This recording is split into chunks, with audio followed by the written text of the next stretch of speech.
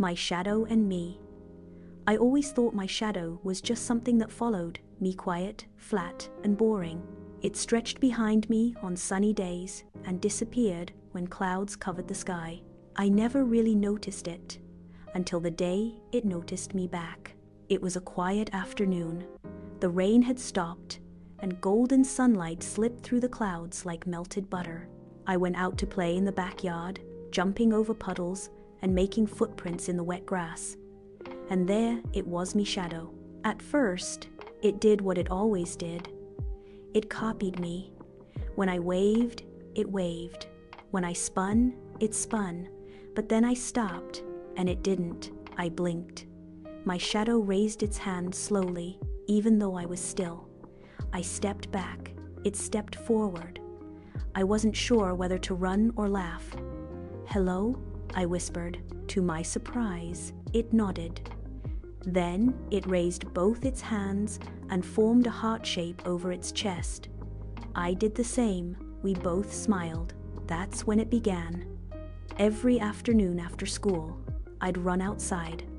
My shadow would be there, waiting, taller when the sun was low, shorter when it was high. We didn't speak with words, but we understood each other perfectly. We played shadow tag, danced like spinning leaves, and sometimes just lay side by side in the grass. When I was sad, my shadow hugged me by leaning close. When I was happy, it twirled and jumped, mimicking my joy. But then, one day at school, something happened. I was sitting in class when a few kids laughed at my drawing. I had worked so hard on it, shading the trees, coloring the sky, even adding tiny birds, but they said it was weird and babyish. Their giggles felt like thunder in my chest. That evening, I didn't go outside. I shut my curtains and lay on my bed, face down. I felt silly. Who cared about shadows and stories and birds that were too small? But the next morning, as I walked to school, I noticed something strange. No shadow. I turned in circles, stepped into the sun, looked behind me. Nothing. The space where my shadow should be was empty. At first, I thought maybe the light wasn't right. Maybe it was hiding behind a tree. But deep down, I knew.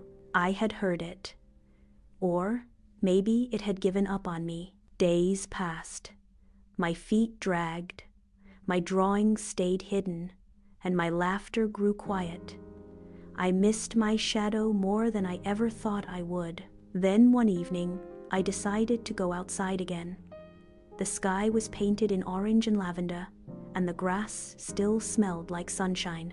I stood where we used to play and whispered, "I'm sorry." The wind blew softly, rustling the leaves. I shouldn't have listened to them. I forgot who I was, and I forgot you. A tear rolled down my cheek and dropped to the dirt, and just then I saw it. Faint at first, like a ghost of a memory, then darker, stronger. My shadow had returned. It moved gently, almost shy. I reached out my hand. It reached too. We stood like that, connected by light and understanding. That evening, we didn't play or dance. We just stood still, side by side, like two friends who had missed each other deeply. From that day on, I never hid my drawings again. I brought them to school, shared them with friends, and even let the teacher hang one up on the wall. Some kids still didn't understand, but that was okay, because I did, and my shadow did. Moral: the parts of you that feel small, quiet, or different are not meant to be hidden. They are your truest friends. When you accept yourself, your light returns and your shadow proudly walks beside you again.